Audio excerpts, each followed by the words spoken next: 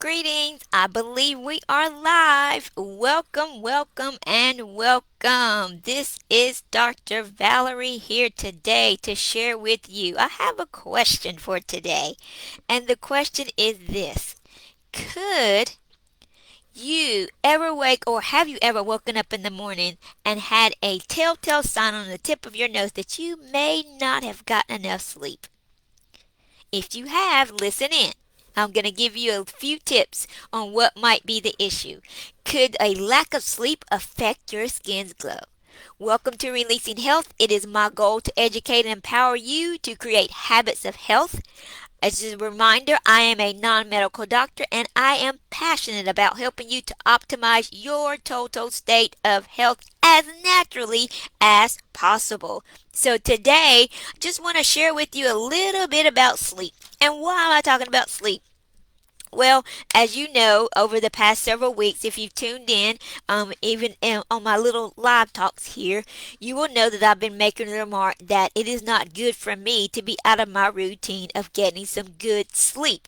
Good sleep for me is being in bed by 9:30, and that has not been happening lately. So, there's just some telltale signs on the face that will give you an indication that you may need a little more sleep. Last week, if you were with me, we talked about what is your face saying, and if that is something that you are interested in, I will actually post the link. Let me find the link, and I'll post the link over here in the chat. If that is something that you want to look at and get some ideas about what your face might be saying, so here is the link right here. Um, so it tells you about what your face might be saying. So today I want to talk a little bit about sleep. So let me get started with this. So there may be some times when you wake up in the morning or you have awakened in the morning and maybe your skin is dry, maybe your nose is starting to develop some acne or your face might be developing a rash. Well, it has been proven in studies that a lack of sleep could actually affect your skin's expressions. So, if you are, particularly with acne, if you've not gotten enough sleep the night before or several nights before, you can have a flare up of acne. And remember, we talked about on the face, what your face is saying. There can be different areas on the face that your acne shows up, and it can give an indicator about what's going on in that particular body system. But you can have a flare up of acne just because you're not getting enough sleep. In fact, sleep deprivation is considered to be one of the three main acne triggers. Did you get that? Sleep deprivation is considered to be one of the three main acne triggers. Why? Because it's a stressor to the body. And consider this. When your body is under stress, when it's in the fight or flight mode, trying to determine, am I going to run? Am I going to stay? What am I going to do? It's in fight or flight. It triggers your body to secrete cortisol, the stress hormone. When your stress hormone is secreted, then that is going to impact all of the other activities of the body, especially hormones, particularly insulin and your glucose levels. So the stress can affect your whole body. It can affect your hair. It can affect your nails. It can affect your skin. Stress is a part of life, but what matters is how you handle it. So when it comes to sleep, if you're not getting good sleep, recommended 7 to 9 hours of restful sleep. Recommended unless you're doing nighttime hours. Recommended to be in bed by 10 so that you can be asleep by 11 so that your body can actually perform its cleansing processes with the liver and the gallbladder and your lungs and all throughout the night so that your body can be restored in the morning. But when we have these issues of lack of sleep, sleep deprivation, it stresses the body.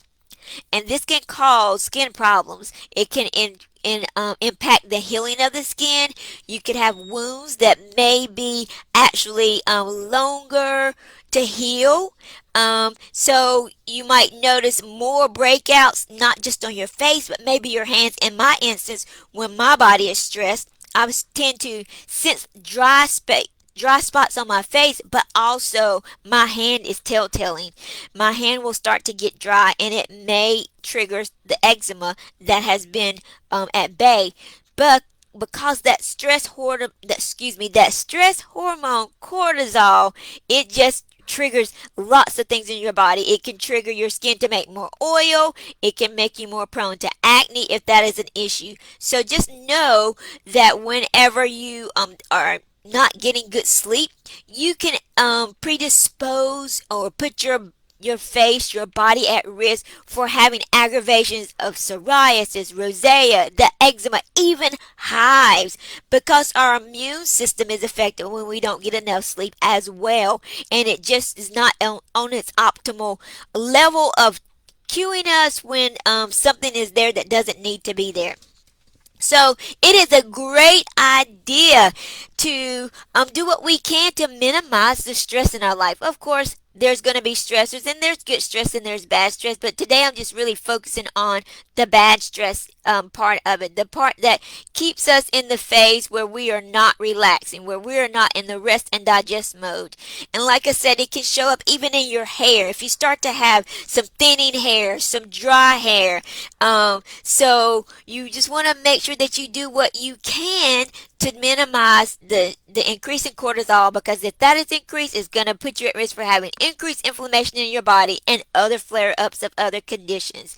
So my friend over here, Lynn, says she's grateful that sleep is one of her few areas that she does well with that. So I congratulate you on that, because there are a lot of people who are not able to get good sleep. Now, I get good sleep. I just haven't been going to bed at my regular time.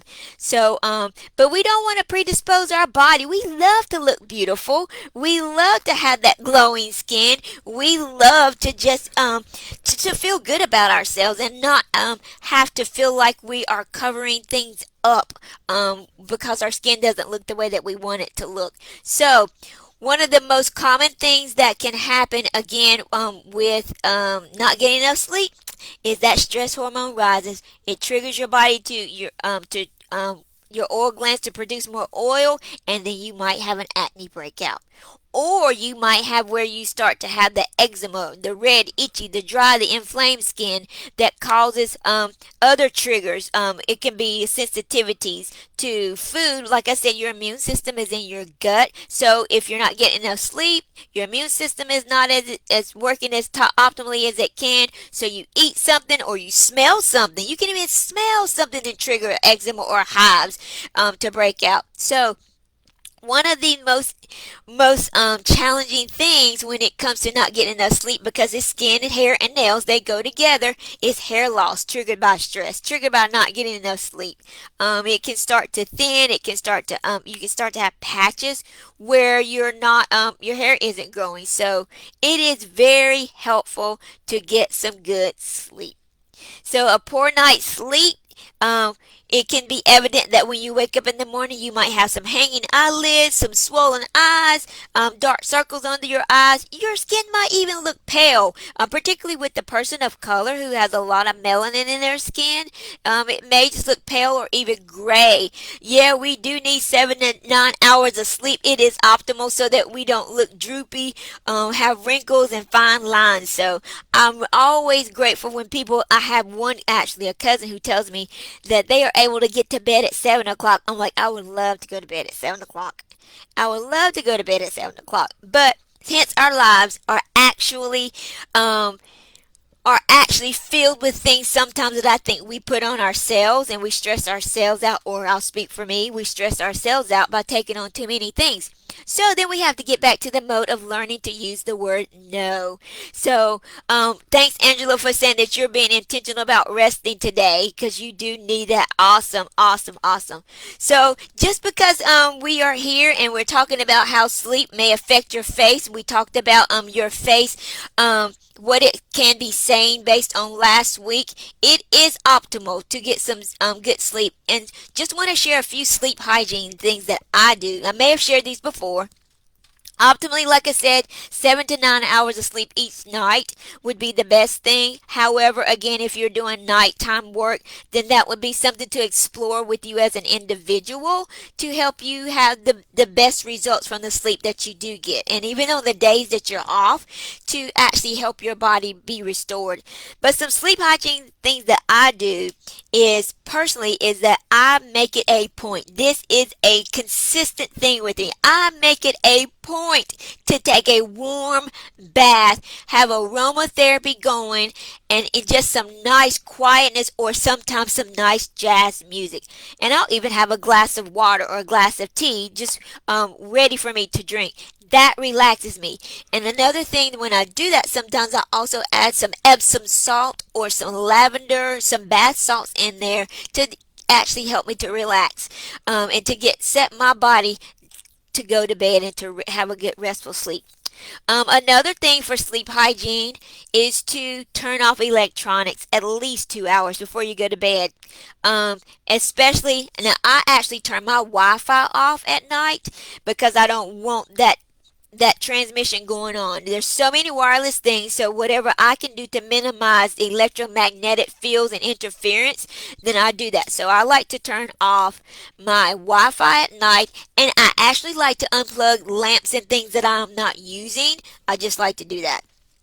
And if I'm going to leave my phone on, I put it on airplane mode.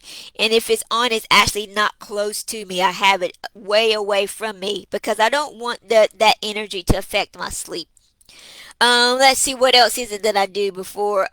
You can, as far as sleep hygiene, just before going to bed, take time to do some journaling to actually journal about what you've experienced throughout the day. One thing that just really stood out to me yesterday, I was talking with one of my friends, and I actually had a wisdom tooth out yesterday. You probably can't tell because I'm talking like it's not even happened, but it went well.